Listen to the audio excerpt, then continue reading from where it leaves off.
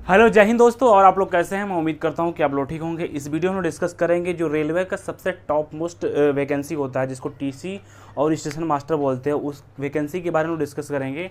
आपका वैकेंसी कब आएगा, कब से फॉर्म अप्लाई होगा, सिलेक्शन प्रोसेस क्या होगा, सिलेबस क्या होगा, कितने स्टेप में आपका एग्जाम कंप्लीट होगा, हर एक चीज़ को डिस्कस किया जाएगा।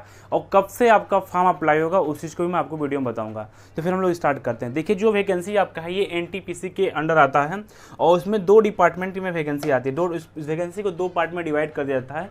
एक आपका 12th पास, यानी जो बच्चे 12th पास किए वो उनके लिए अलग पोस्ट होता है, जो ग्रेजुएशन पास किए उनके लिए अलग पोस्ट होता है।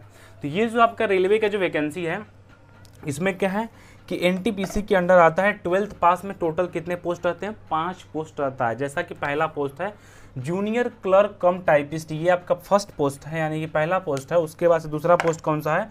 दूसरा पोस्ट है अकाउंटेंट। देखिए, पहला पोस्ट तो आपका है जूनियर कम टाइपिस्ट, दूसरा है अकाउंटेंट क्लर्क कम टाइपिस्ट, और तीसरा पोस्ट आपका है जूनियर टाइप कीपर, और चौथा है टीसी टिकट कलेक्टर, और चौथा है सीसी और टीसी है। यानी 5, यानी टोटल 5 पोस्ट है। यानी कि अगर आप 12th पास किए हैं तो 12th वाले बच्चों के लिए टोटल 5 पोस्ट पे फॉर्म अप्लाई कर सकते हैं। इसमें कुछ पोस्ट पे क्या है आपका टाइपिंग है, हिंदी इंग्लिश अलग अलग टाइपिंग है, तो वो मैं आगे आपको बताऊँगा।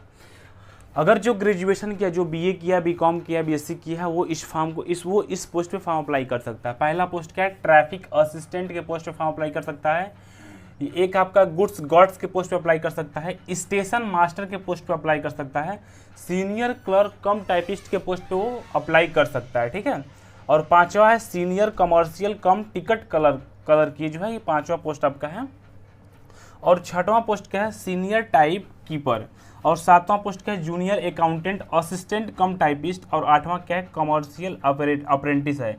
यानी कि टोटल आपका 13 पोस्ट है। यानी कि जो स्टूडेंट ग्रेजुएशन किए हैं वो 13 पोस्ट पे अप्लाई करेंगे, और जो 12th किया है, ओनली जो 12th किया है वो सिर्फ 5 पोस्ट पे अप्लाई करेगा। अब फॉर्म कब से अप्लाई होगा इसके बारे में हम आपको बता देते हैं। देखिए, जो अप्लाई डेट मैं बता देना चाहता हूँ। फॉर्म का जो अप्लाई डेट है, अप्लाई डेट जो है जून मंथ में आपका फॉर्म भरना स्टार्ट हो जाएगा। जून मंथ से जो है आपका फॉर्म भरना स्टार्ट हो जाएगा। और जो ऑफिशियल नोटिस आई हुई है, एक बार आप लोग उसको ऑफिशियल नोटिस को देख लीजिए।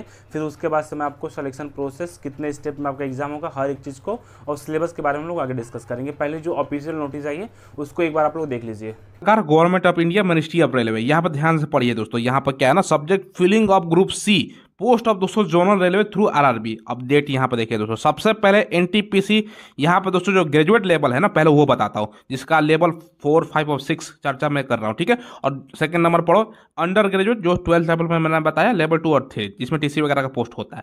नोडल एजेंसी आपको बना दिया गया है अहमदाबाद को। बाकी दोस्तों आपका जो पैरामेडिकल कैटेगरी है पटना को बनाया गया है। लेवल 1 वाला दोस्तों देखो भोपाल को बनाया गया है, और दोस्तों बाकी और भी गुवाहाटी को बनाया गया है। तो हमें मेन मंत्र रखना है एनटीपीसी। ये देखो, इसका डेट नीचे आपको देखने को मिलेगा। देखो, सबसे पहले एनटीपीसी जो ग्रेजुएट लेवल है और दोस्तों इंटर लेवल है, इसका वैकेंसी कब आ रहा है दोस्तों? यहाँ पे पढ़ो, जून 2024। ठीक है। और दोस्तों डिटेल्स में वैकेंसी का 30 तारीख तक दिया गया कि भैया वैकेंसी आ जाएगा। ठीक है। यहाँ पर आप लोग को मैंने बता दिया। ठीक है।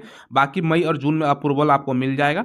ठीक है। बाकी दोस्तों ये जून में आपका वैकेंसी देखने को मिल रहा है। ठीक है। बाकी तमाम और भी वैकेंसियाँ यहाँ पर दी गई है। जूनियर इंजीनियर है, पैरामेडिकल कैटेगरी है, लेवल 1 का वैकेंसी है, ये सब। तो मैं एनटीपीसी का बता रहा हूँ, तो एनटीपीसी का आपका भैया यहाँ पर मार्क कर लो, जून में आपका ये कन्फर्म ऑफिशियल बता रहा हूँ मैं दोस्तों। ठीक है। बाकी ये डायरेक्टर जो है, तो मैं उम्मीद करता हूं कि जो सर आपको बता रहे थे वो आपको अच्छे समझ में आ गया होगा। पीडीएफ के माध्यम से हम अब आगे के प्रोसेस को बताते हैं। सिलेक्शन प्रोसेस कितने स्टेप में होगा आपका? इसका जो सिलेक्शन प्रोसेस होगा उसको हम समझते हैं। ये आपका टोटल 3-4 स्टेप में इसको डिवाइड किया गया है। पहला आपका कौन सा मेरे भाई? पहला CBT 1 है। CBT 1 आप देंगे। CBT 1 के बाद से क्या होगा? CBT 2 होगा। CBT 1 के बाद से CBT 2 होगा। CBT 2 के बाद से क्या होगा? टाइपिंग टेस्ट होगा। और टाइपिंग टेस्ट के बाद से क्या होगा मेरे भाई? टाइपिंग टेस्ट के बाद से आपका डॉक्यूमेंट वेरिफिकेशन होगा, फिर उसके बाद से मेडिकल होगा, फिर ज्वाइनिंग हो जाएगा। ठीक है। यानी 4-5 स्टेप में आपको इस वैकेंसी को कंप्लीट किया जाएगा। पहला पॉइंट आपका है CBT 1 का सिलेबस क्या है, उसको हम लोग समझ लेते हैं। CBT 1 का जो आपका सिलेबस उसको हम लोग समझ लेते हैं। देखिए, CBT 1 में क्या होता है? 100 क्वेश्चन रहेगा। 100 क्वेश्चन 100 नंबर का रहेगा। 100 क्वेश्चन जो रहेगा 100 क्वेश्चन 100 नंबर का रहेगा। 90 मिनट टाइमिंग रहेगी आपके पास। 100 question 100 number 90 minute timing. Negative marking कितना रहता है, निगेटिव मार्किंग 1/3 जो है आपका निगेटिव मार्किंग रहेगा। यानी कि CBT 1 में 100 क्वेश्चन रहेगा, 100 नंबर का रहेगा, निगेटिव मार्किंग 1/3 रहेगा, 90 मिनट आपके पास टाइमिंग रहेगी। सिलेबस क्या रहेगा, सिलेबस रीजनिंग से आपका 30 क्वेश्चन देखने को मिलेगा, रीजनिंग से 30 क्वेश्चन देखने को मिलेगा, मैथ से आपका 30 क्वेश्चन देखने को मिलेगा, मैथ से जो है आपको 30 क्वेश्चन देखने को मिलेगा। कितना क्वेश्चन हो गया, 60 क्वेश्चन हो गया। जीके और जीएस से, जीके और जीएस से जो है आपका टोटल 60 क्वेश्चन, 40 क्वेश्चन देखने को मिलेगा। कितना, 40 क्वेश्चन देखने को मिलेगा। यानी कि रीजनिंग से कितना क्वेश्चन देखने को मिलेगा, रीजनिंग से 30 क्वेश्चन देखने को मिलेगा, मैथ से 30 क्वेश्चन देखने को मिलेगा और जीके जीएस से 40 क्वेश्चन देखने को मिलेगा। 100 क्वेश्चन 100 नंबर का रहेगा, 90 मिनट टाइमिंग रहेगी, निगेटिव मार्किंग 1/3 रहेगा। ठीक है ना, ये CBT 1 का सिलेबस है। क्या मेरे भाई, ये जो है CBT 1 का सिलेबस है। और CBT 2 का सिलेबस को हम लोग देखते हैं, जो CBT 2 है उसके सिलेबस को हम लोग देखते हैं। CBT 2 के सिलेबस को देखते हैं। CBT 2 का सिलेबस क्या होता है, CBT 1 तो आपको समझ में आ गया होगा, CBT 2 के बारे में होते हैं। CBT 2 का सिलेबस क्या है मेरे भाई, CBT 2 जो आपका है इसमें क्या होता है, 120 क्वेश्चन रहता है, 120 क्वेश्चन रहेगा, 120 नंबर का रहेगा, 120 क्वेश्चन 120 नंबर का रहेगा, 90 मिनट टाइमिंग रहेगी और निगेटिव मार्किंग 1/3 रहेगा। निगेटिव मार्किंग कितना रहेगा मेरे भाई, 1/3 रहेगा। यानी कि 120 क्वेश्चन 120 नंबर का, निगेटिव मार्किंग 1/3 रहेगा। ठीक है, अब देखिए पहला पॉइंट मेरा क्या है, पहला पॉइंट है मेरा रीजनिंग। रीजनिंग से कितना क्वेश्चन रहेगा, 35 क्वेश्चन रीजनिंग से देखने को मिलेगा। मैथ से कितना क्वेश्चन देखने को मिलेगा, मैथ से आपका 35 क्वेश्चन देखने को मिलेगा, 70 क्वेश्चन हो गया। और तीसरा पॉइंट क्या है, तीसरा पॉइंट है जीके और जीएस से कितना क्वेश्चन देखने को मिलेगा। देखिए जीके और जीएस से क्वेश्चन आपको देखने को मिलेगा 35, 35, 70, 50 क्वेश्चन जो है आपको जीके जीएस से क्वेश्चन देखने को मिलेगा। यानी कि रीजनिंग से 35 क्वेश्चन, मैथ से 35 क्वेश्चन, जीके जीएस से 50 क्वेश्चन। ये CBT 2 का सिलेबस है। ठीक है ना, CBT 2 का सिलेबस है, 90 मिनट टाइम रहेगी, निगेटिव मार्किंग 1/3 रहेगा। अब CBT 1 मैंने बता दिया, CBT 2 बता दिया। अब मैं आप लोगों को टाइपिंग टेस्ट के बारे में थोड़ा सा इन्फॉर्मेशन दे देता हूँ। टाइपिंग टेस्ट क्या होता है, टाइपिंग टेस्ट देखिए, टाइपिंग टेस्ट 2 तरीके का होगा। जो आपकी टाइपिंग टेस्ट होगा, टाइपिंग टेस्ट जो मेरे भाई होगा वो 2 तरीके का होगा। एक आपका इंग्लिश में होगा और एक आपका हिंदी में होगा। जो स्टूडेंट जैसे चाहेंगे वैसे कर सकते हैं। ठीक है ना, जो स्टूडेंट जैसे चाहेंगे वैसे कर सकते हैं कि उनको किसी प्रकार की कोई प्रॉब्लम नहीं है।